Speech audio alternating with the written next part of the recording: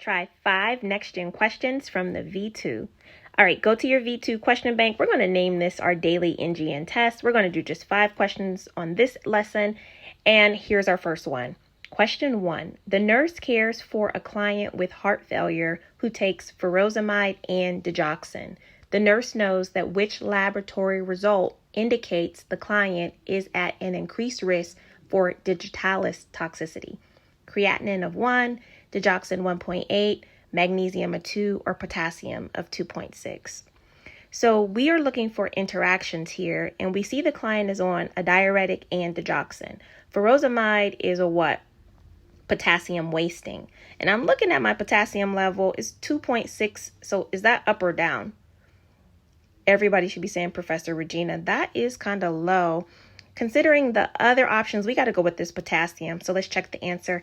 Yay, we got it right. Good job. Hypokalemia or low levels of potassium put our patient at risk for digitalis toxicity.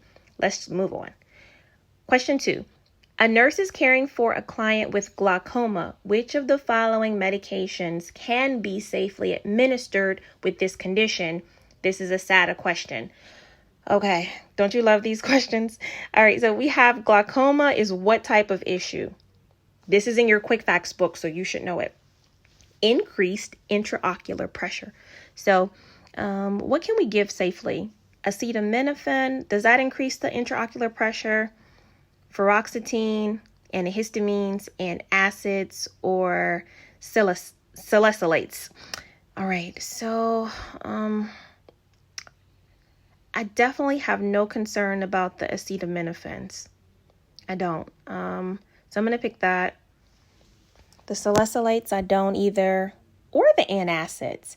Now, fluoxetine is an antidepressant, and so it may increase it. Antihistamines, I better not pick those. All right, this is what I'm going with. I got it right. Okay, I got it right, guys. Love this question. Pharmacology really tested us. So the acetaminophen, antacids, and the salicylates were cool. These medications are safe to give to clients with glaucoma because they don't further cause increased intraocular pressure.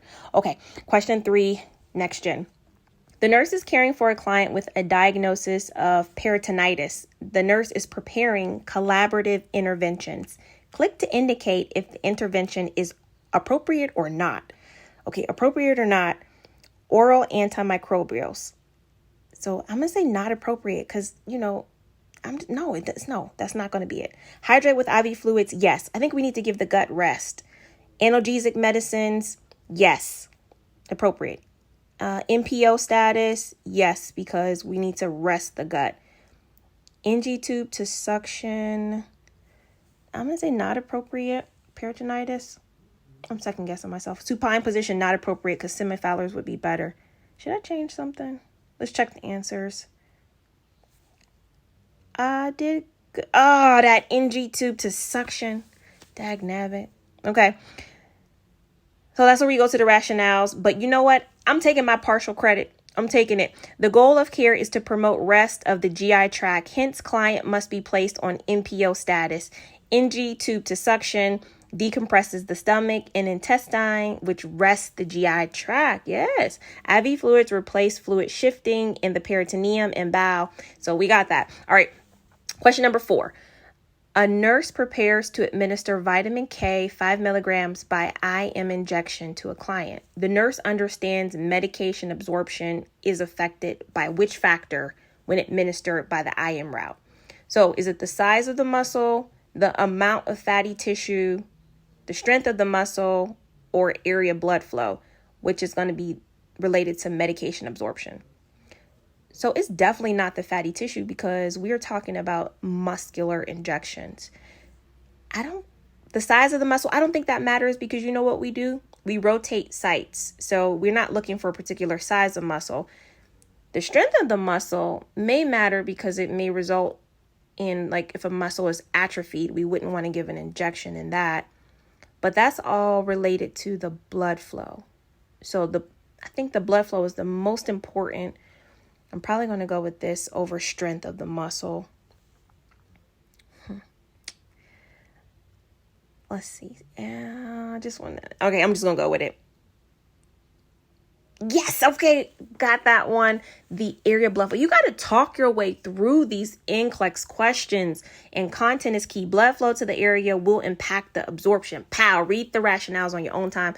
Next gen question. Question 5, a client who is 18 weeks pregnant reports vaginal spotting and mild uterine cramps for 2 days. During assessment, the cervix remains closed. This type of abortion is threatened, inevitable, incomplete, or induced. I'm going to go with threatened because the cervix is closed.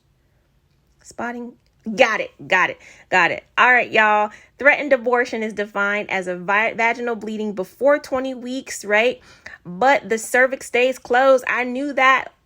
Check out my score. 97. I'm all right. I got a partial credit going on. Understand next gen faster with the V2